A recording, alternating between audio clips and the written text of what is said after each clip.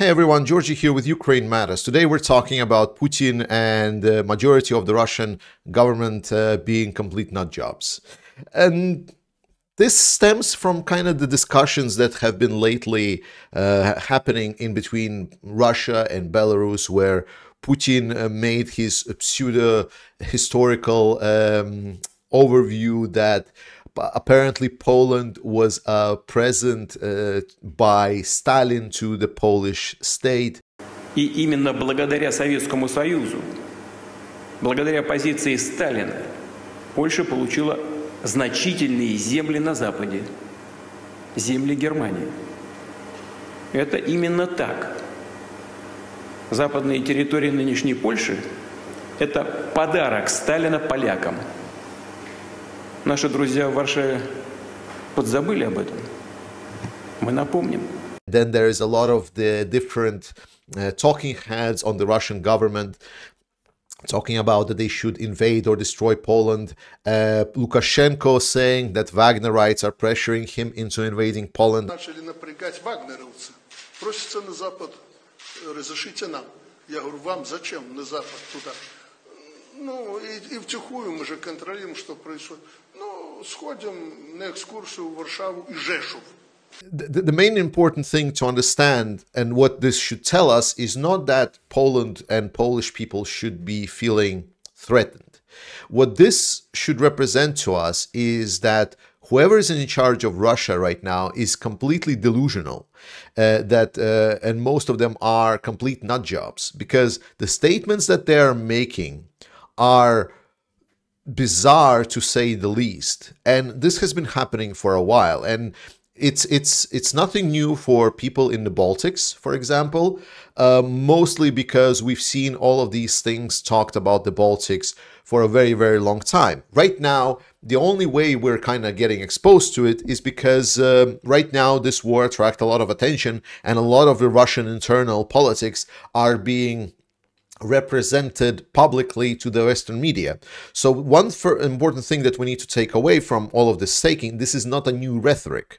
This is just like Poland is just another target of this specific rhetoric. And the understanding that people that are inside Russia are delusional, and they're seeing the world as in a delusional sense, that their perspective is a threat in a principal way for a lot of Western societies, and it should underscore why supporting Ukraine in its war against Russia is so important. Because what Russia is bringing to the table is not only the how do you say, the the post-truth kind of the discussion that we're living in a post-truth society. It's where people value more like specific opinions from kind of either authorities or perceived authorities, rather than if the statements are actually true or not, especially because Russia has been so good in their propaganda campaigns to muddy the facts, which is not a very difficult tactic, but it's a very efficient one. We've seen this work quite a lot, and we've seen this work also in favor of Ukraine, aka NATO. Like they were able to dilute many propaganda narratives all across the internet for a long time. And now we're seeing a kind of resurgence of Russian narratives being picked up, and especially dramatic that this is being picked up by a lot of the neutral organizations. Obviously, these organizations are neither neutral, not are supporting of peace. So we get something like United Nations. It's a complete beating boy in my latest videos, and I will not stop it because they've proven themselves completely incapable in distinguishing right from wrong, and they are continuing supporting the undefendable Russian aggression.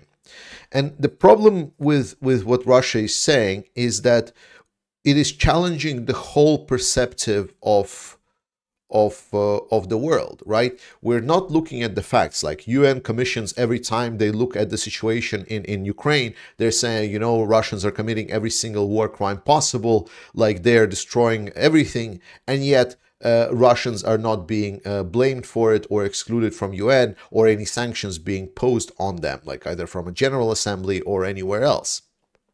So we're seeing the delusion of truth. So we're seeing facts being represented on the major platforms, and these facts are being dismissed because supposed authority that is enjoying this weird build-up, romanticized picture of them, because this is how Russia is perceived in a lot of the West. In a lot of West, Russia and Putin is perceived as this great leader with great history, a country that has been there for ages and so on, whereas somewhere closer to Poland and Baltics, it's more perceived as the sick man that is completely delusional from reality. Like it's seen as a like, you know, fool. It's like a person with a bell.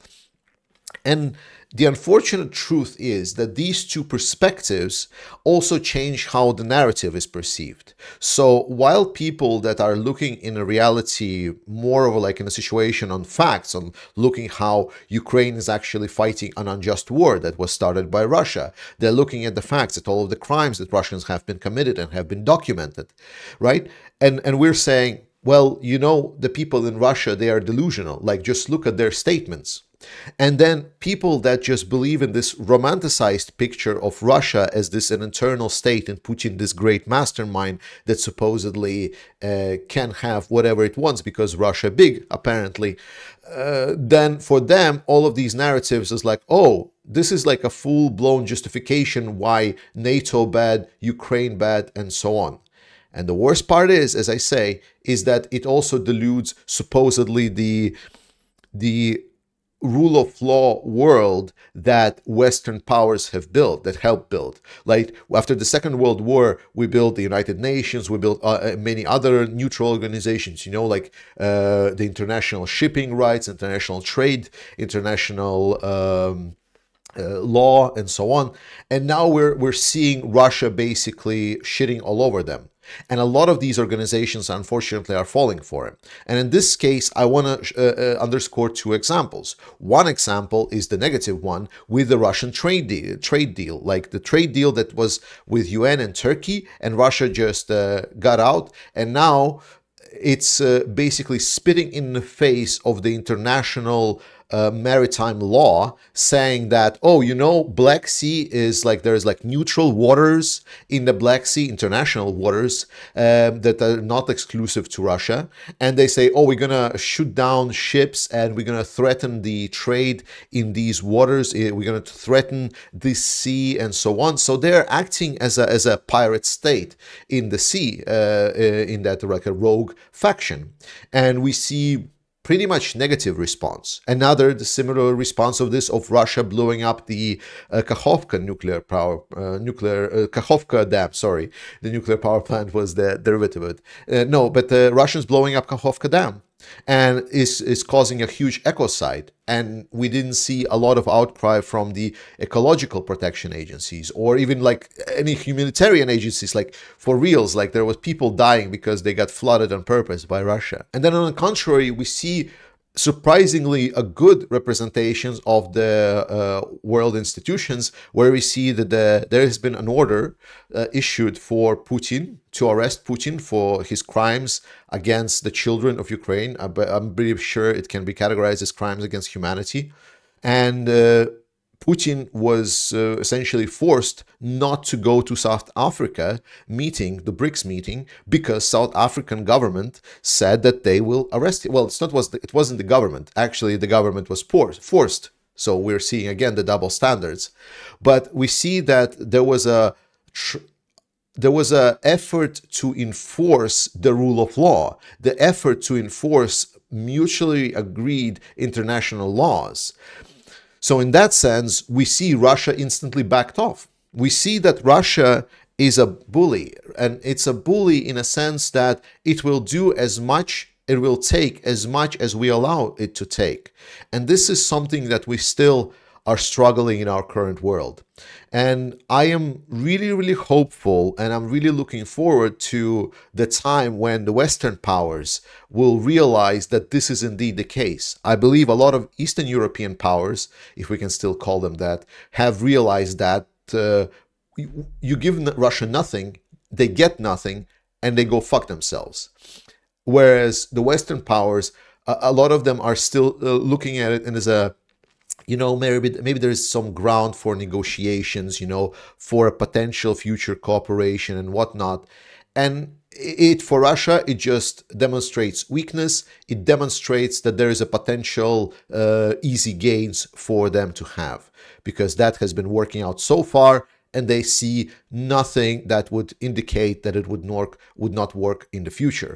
So by not enforcing the rule of law, by not calling a terrorist state, by not doing the same standards that we agreed to on our principles of the world building, we are allowing Russia to get its way and to muddy the water in a world that we're living in that allows for a genocidal terrorist state to exist and kill civilians in other country just because they want to.